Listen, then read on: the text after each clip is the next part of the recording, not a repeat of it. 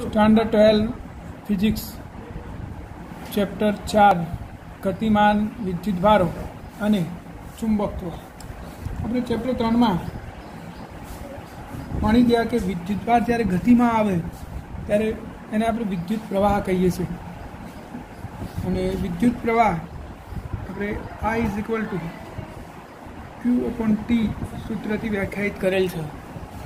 હવે આપણે આ ચેપ્ટરની અંદર આ જે ગતિમાન વિદ્યુતભારો છે વિદ્યુત પ્રવાહ તો ઉત્પન્ન કરે છે, પરંતુ સાથે એક બીજી અસર પણ ઉત્પન્ન કરે છે જેને આસ્ટેડ નામના વૈજ્ઞાનિકે સૌ પ્રથમ શોધી કાઢી હતી। તો આસ્ટેડે જોયું કે જ્યારે કોઈ વાહકમાંથી વિદ્યુત પ્રવાહ પસાર થાય એટલે કે ગતિમાન વિદ્યુતભારો પસાર થતા હોય તો એની આજુબાજુમાં ચુંબકીય ક્ષેત્ર ઉદ્ભવે છે। ગતિમાન વિદ્યુતભારોના કારણે વાહકની આજુબાજુના વિસ્તારમાં શું ઉદ્ભવે છે? ચુંબકીય ક્ષેત્ર।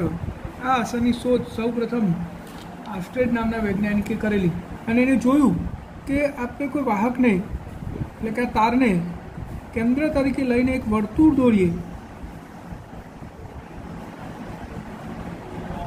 તો અહીંયા ઉદ્ભવેલું ચુંબકીય ક્ષેત્ર આ વર્તુળના પરિઘને દોરેલા સ્પર્શકની દિશામાં હોય છે। એટલે કે અહીંયા ચુંબકીય ક્ષેત્ર શોધવું હોય તો આપણે સ્પર્શક દોર દેવાનું, અહીંયા ચુંબકીય ક્ષેત્ર શોધવું હોય તો આમ સ્પર્શક દોર દેવાનું।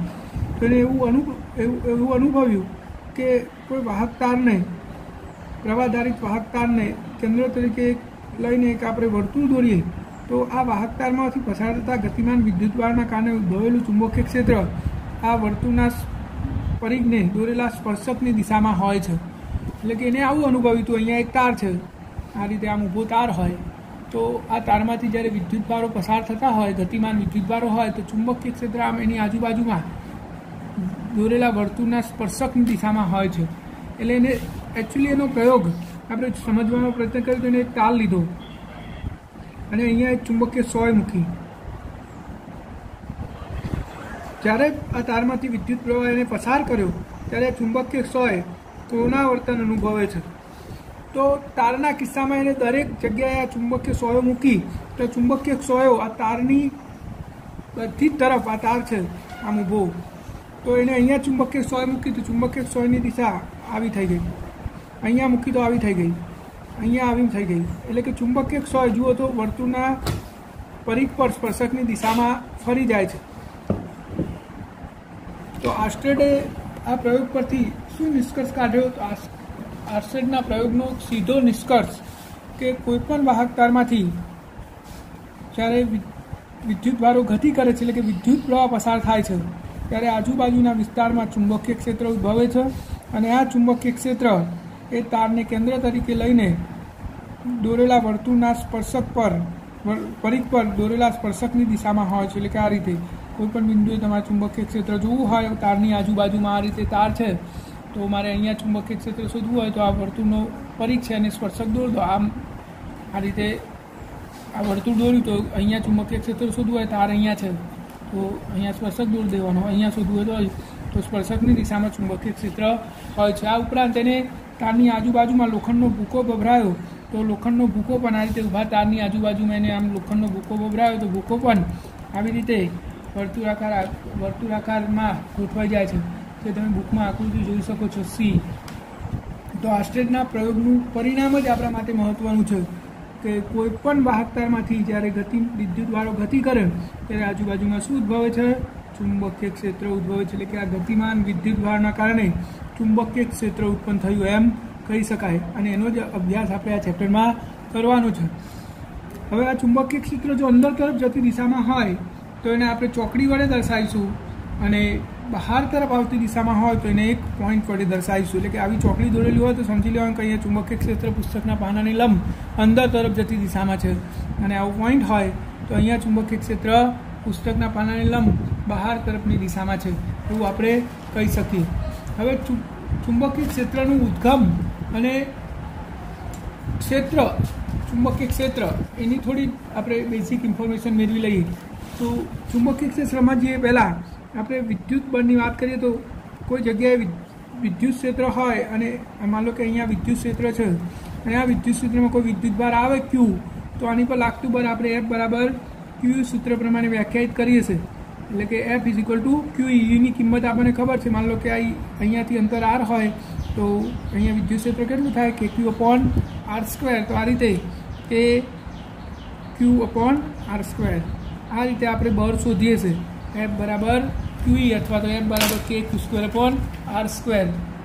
ચુંબકીય આ વિદ્યુત બળ છે અને વિદ્યુત બળની જેમ જ આપણે ચુંબકીય બળને પણ વ્યાખ્યાયિત કરી શકીએ. તો આપણે ચુંબકીય બળની ચર્ચા કરીએ. જેવી રીતે સ્થિર વિદ્યુત ભાર વિદ્યુત ક્ષેત્ર ઉત્પન્ન કરે છે કે ક્યુ અપોન આર સ્ક્વેર સૂત્ર પ્રમાણે, એવી જ રીતે ગતિમાન વિદ્યુત ભાર, આ સ્થિર વિદ્યુત ભારની વાત છે, એવી જ રીતે ગતિમાન વિદ્યુત ભાર, માનો કે ક્યુ વિદ્યુત ભાર આ તરફ પી વેગથી ગતિ કરે છે તો એ એની આજુબાજુના વિસ્તારમાં ચુંબકીય ક્ષેત્ર ઉત્પન્ન કરે છે અને આ ચુંબકીય ક્ષેત્રને બી સંજ્ઞા વડે દર્શાવવામાં આવે છે. ચુંબકીય ક્ષેત્ર સદિશ રાશિ છે, એની દિશા શું થાય આપણે પાછળની થિયરીમાં ચર્ચા કરીશું. આર અંતરે ચુંબકીય ક્ષેત્ર દર્શાવવું હોય તો બી આર વડે આપણે દર્શાવી શકીએ છીએ. જેવી રીતે સ્થિર વિદ્યુતભારો પોતાની આજુબાજુના વિસ્તારમાં વિદ્યુત ક્ષેત્ર ઉત્પન્ન કરે છે, એવી જ રીતે ગતિમાન વિદ્યુતભારો પોતાની આજુબાજુમાં શું ઉત્પન્ન કરે છે? ચુંબકીય ક્ષેત્ર ઉત્પન્ન કરે છે, જેની સંજ્ઞા બી છે અને આપણે એને હવે બી વડે દર્શાવીશું, જે સદિશ રાશિ છે. હવે જેમ વિદ્યુત ક્ષેત્રમાં એકથી વધારે વિદ્યુતભારો વડે ઉદ્ભવેલું વિદ્યુત ક્ષેત્ર આપણે દરેક વિદ્યુતભાર વડે ઉદ્ભવેલા વિદ્યુત ક્ષેત્રના સદિશ સરવાળા સ્વરૂપે મેળવી શકીએ છીએ. એટલે કે આનું E1, આનું E2, આનું E3, તો પરિણામી વિદ્યુત ક્ષેત્ર શું થાય? E બરાબર E1 સદિશ પ્લસ E2 સદિશ પ્લસ E3 સદિશ. એવી જ રીતે ચુંબકીય ક્ષેત્ર પણ આપણે ઘણા બધા ઉદ્ગમો વડે ઉત્પન્ન થયેલું કુલ ચુંબકીય ક્ષેત્ર દરેક ઉદ્ગમ વડે ઉત્પન્ન થયેલા સ્વતંત્ર ચુંબકીય ક્ષેત્રના સદિશ સરવાળા સ્વરૂપે મેળવી શકીએ છીએ. જેવું વિદ્યુત ક્ષેત્રમાં લાગુ પડે છે એવું જ ચુંબકીય ક્ષેત્રમાં લાગુ પાડી શકાય છે. હવે આપણે આ ચેપ્ટરની શરૂઆત કરીએ તો સૌથી પહેલું જોઈએ ચુંબકીય ક્ષેત્ર અને લોરેન્ટ્ઝ બળ. તો આપણે અહીંયા લોરેન્ટ્ઝ બળની ચર્ચા કરવાની છે. તો આપણે એવું માની લઈએ કે કોઈ વિસ્તારમાં વિદ્યુત ક્ષેત્ર આર બિંદુ આગળ વિદ્યુત ક્ષેત્ર E છે અને ચુંબકીય ક્ષેત્ર બી છે. એટલે કે કોઈ વિસ્તારમાં E અને બી બંને હાજર છે અને આવા ક્ષેત્રમાં માનો કે આ વિસ્તાર છે, અહીંયા E અને બી બંને છે આ વિસ્તારમાં. આવા વિસ્તારમાં કોઈ ક્યુ જેટલો વિદ્યુતભાર વી જેટલા વેગથી ગતિ કરે છે તો આ વિદ્યુતભાર પર લાગતું બળ કેટલું? તો જો અહીંયા વિદ્યુત ક્ષેત્ર છે, E છે અને બી એ હાજર છે, તો પહેલાં તો વિદ્યુતભાર પર વિદ્યુત ક્ષેત્રના કારણે બળ લાગશે. તો આ ક્ષેત્રમાં વિદ્યુત ક્ષેત્ર છે અને ચુંબકીય ક્ષેત્ર છે, તો આ બંને ક્ષેત્રોના કારણે ક્યુ પર બળ લાગશે. તો પહેલાં ક્યુ પર ઈના કારણે લાગતું બળ એ તો આપણને ખબર જ છે, F is equal to Q ઈ, આ વિદ્યુત બળ. હવે આ ચુંબકીય ક્ષેત્રના કારણે આની પર બળ લાગશે તો એને આપણે ચુંબકીય બળ કહી દઈએ. તો એ કેટલું લાગશે? તો ક્યુ કૌંસમાં વી ક્રોસ બી જેટલું લાગે છે. પરિણામ શું થયું કે આ વિદ્યુતભાર તો બંને ક્ષેત્રમાં છે તો બંને બળ લાગે છે, તો કુલ બળ F is equal to F E plus FM, એટલે કે વિદ્યુત બળ વત્તા ચુંબકીય બળ. F is equal to Q E plus Q કૌંસમાં વી ક્રોસ બી જેટલું કુલ બળ લાગે છે. આ બળને લોરેન્ટ્ઝ બળ કહેવામાં આવે છે. હવે આપણે આ માત્ર ચુંબકીય બળની ચર્ચા કરીએ. આ તો આ લોરેન્ટ્ઝ બળ થયું, એટલે કે વિદ્યુત બળ વત્તા ચુંબકીય બળ. પણ માત્ર ચુંબકીય બળની આપણે ચર્ચા કરીએ તો એની લાક્ષણિકતાઓ આપણે જોવાની. તો ચુંબકીય બળ F M is equal to Q કૌંસમાં વી ક્રોસ બી. તો આ ચુંબકીય બળ લાક્ષણિકતા નંબર 1, ચુંબકીય બળ ક્યુ વી અને બી પર આધાર રાખે છે. આ પહેલી લાક્ષણિકતા. ચુંબકીય બળ કોની પર આધાર રાખે છે? ક્યુ વી અને બી પર. ચુંબકીય બળ F M is equal to Q કૌંસમાં વી ક્રોસ બી, તો કોની પર આધાર થયો? ક્યુ વી અને બી ઉપર. ઋણ વિદ્યુતભાર પર લાગતું બળ એટલે કે આ ધન વિદ્યુતભાર પર લાગતું બળ છે. જો ઋણ વિદ્યુતભાર પર લાગતું બળ એ પ્લસ ક્યુની વિરુદ્ધ દિશામાં હોય છે. એટલે માની લો કે ચુંબકીય ક્ષેત્રમાં ક્યુ વિદ્યુતભાર પર આ દિશામાં બળ લાગે છે, તો જો ઋણ વિદ્યુતભાર હોત તો એની પર આ દિશામાં લાગે. એટલે કે ઋણ વિદ્યુતભાર પર લાગતું બળ ધન વિદ્યુતભારથી વિરુદ્ધ દિશામાં હોય છે. લાક્ષણિકતા નંબર 2,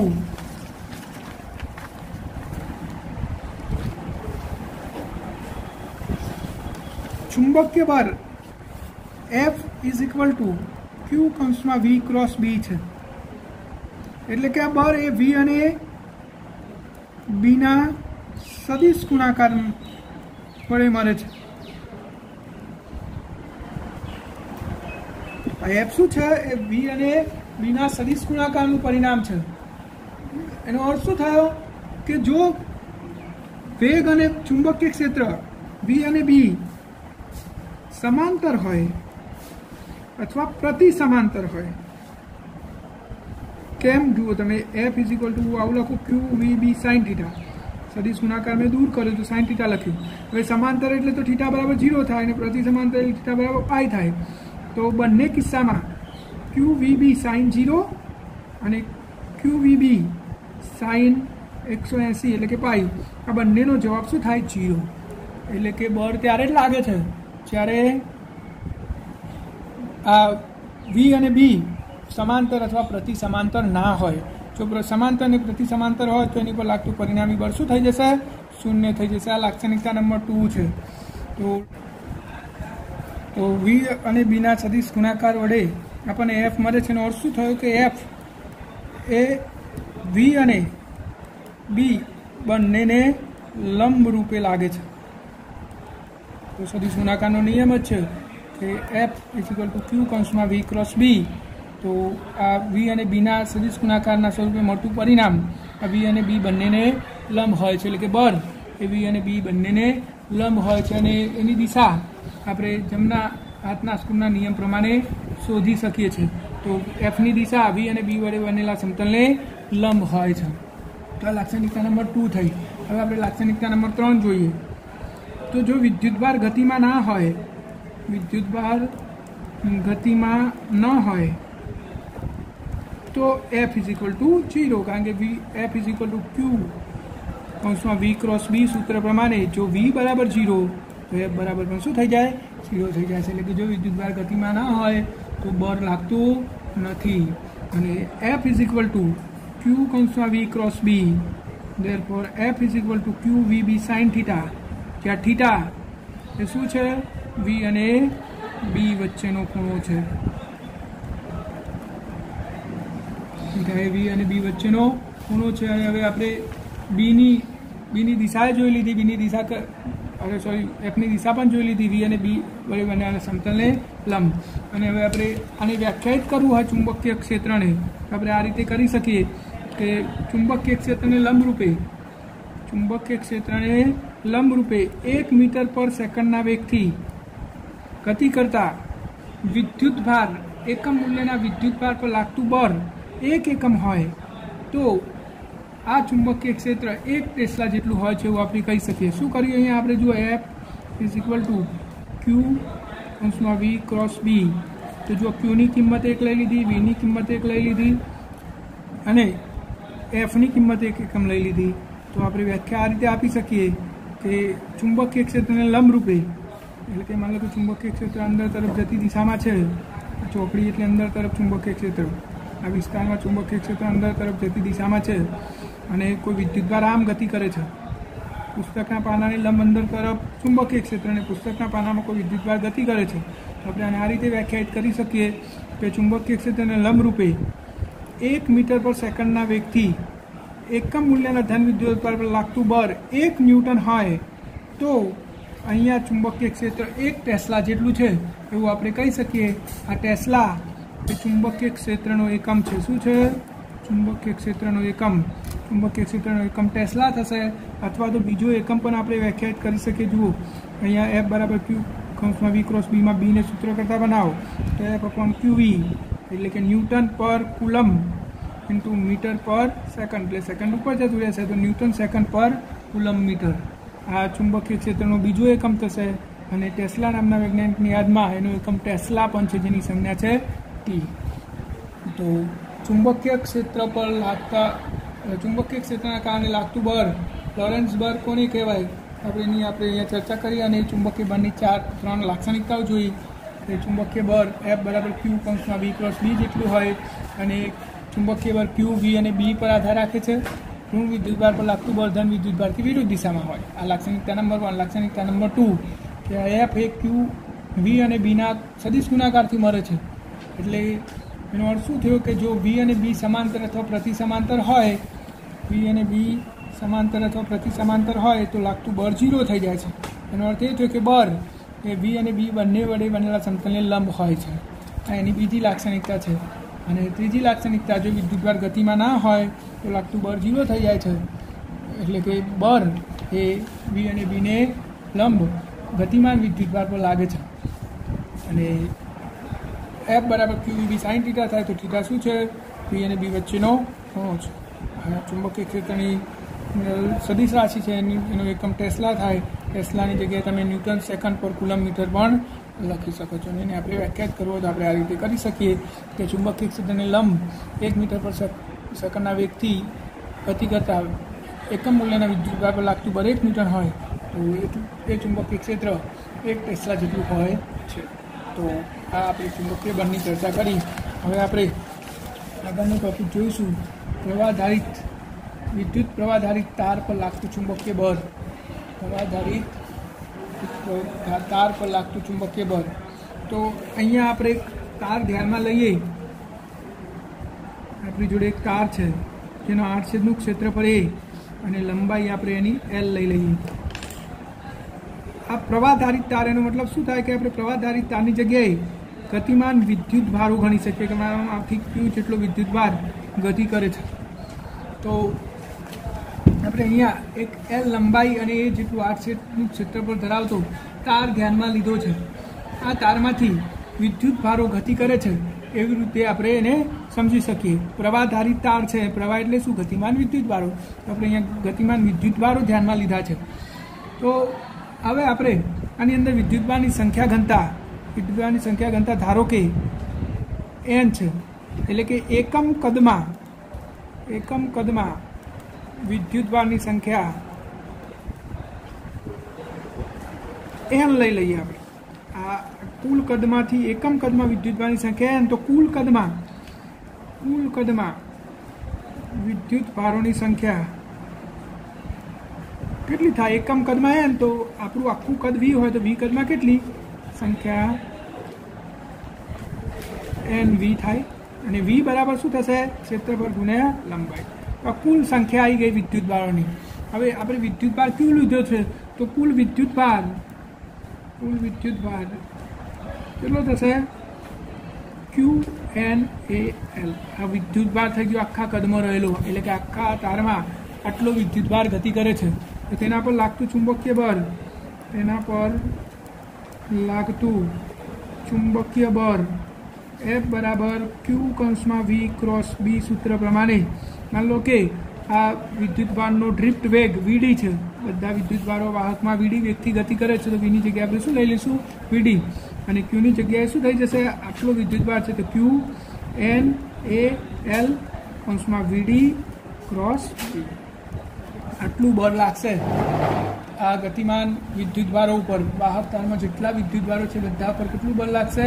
આટલું બળ લાગશે. હવે આપણે આ ત્રીજા ચેપ્ટરમાં ભણી ગયા છે પ્રવાહ ઘનતા જે બરાબર શું થાય? એની VD. પરંતુ આપણે આવું લખી શકીએ n, એની જગ્યાએ Q કરી દઈએ તો NQ VD. તો હવે આપણે અહીંયા આવું કરી શકીએ. જુઓ, n હારો Q અને હારો VD ક્રોસ B. બાકી શું રહ્યું? A ઇન્ટુ L બાકી રહ્યું. તો થઈ ગયું આ સૂત્ર. આટલું અલગ કરી દીધું. તો આની જગ્યાએ તો આપણે શું લખી શકીએ? J લખી શકીએ ક્રોસ B. આટલું થયું. તો JAL ક્રોસ B. ત્યાં J સદિશ રાશિ છે, B સદિશ રાશિ, એટલે આપણે એની પર શું કરવું પડે? ક્લિક કરવું પડે. હવે J બરાબર તો શું થાય? I upon A. તો I બરાબર શું થશે? J into A. તો આ J ઇન્ટુ એની જગ્યાએ આપણે I લખી દઈએ તો પછી સદિશ આપણે L ઉપર દર્શાવવું પડે. એટલે આ બંનેના ગુણાકારની જગ્યાએ મેં I લખી દીધો તો L ક્રોસ B. તો F બરાબર સૂત્ર શું આવ્યું? IL cross B. જ્યાં આ L એ L મૂલ્ય ધરાવતો સદિશ છે જેની દિશા વિદ્યુત પ્રવાહની દિશામાં હોય છે. L એ આપણે સદિશ તરીકે લીધો. કેમ? કારણ કે જે સદિશ હતો એ સદિશ હતો, આ બંનેનો ગુણાકાર અદિશ આવ્યો તો હવે સદિશ તો આપણે દર્શાવવો જ પડે, તો આપણે આ એલ ઉપર સદિશ દર્શાવી દીધો અને એલ એ એલ મૂલ્ય ધરાવતું એક સદિશ છે જેની દિશા વિદ્યુત પ્રવાહની દિશામાં હોય છે। તો આ પ્રવાહધારિત તાર પર લાગતા બળનું સૂત્ર થયું F = IL × B। આ એક સુરેખ તાર પર લાગતા બળ માટે સૂત્ર છે। જો તાર સુરેખ ના હોય તો આપણે શું કરવું પડે? આ તાર અનિશ્ચિત આકારનો હોય તો આપણે સૂક્ષ્મ લંબાઈ માટે જુદું જુદું બળ શોધીને એનો શું કરવું પડે? સરવાળો કરવો પડે। તો એવા કિસ્સામાં આપણે આ રીતે બળ શોધી શકીએ। F = એક સૂક્ષ્મ ખંડ પર લાગતું બળ IdL1 અથવા 1 × B, બીજા માટે IdL2 × B, ત્રીજા માટે IdL3 × B। તો આ બધાનું આપણે સિગ્મા સ્વરૂપે લખીએ તો IdL J ×